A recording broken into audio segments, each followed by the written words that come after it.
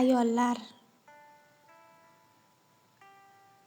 sizlar hayotning naqshi, siz go'zallik elchisi,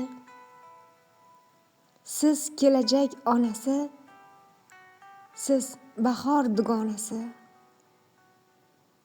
Sizda bordir yaxshilik, mehr muhabbat isi, sizlarga havas qilgay dunyoda barcha gullar.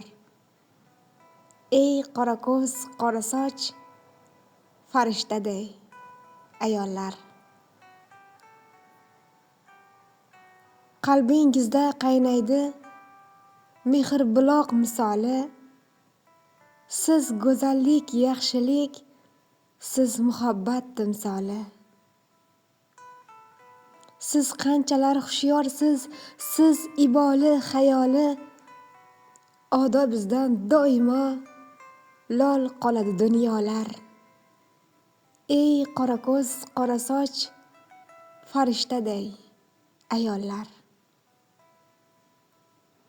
Mehribonsiz, ochiq ko'ngil, shirin so'zsiz begumon, bu qadimiy xislatlar sizda barq urar hamon.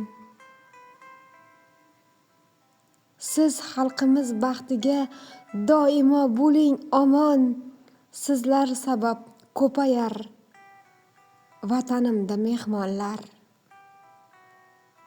Ey qora ko'z, qora soch, farishtaday ayollar.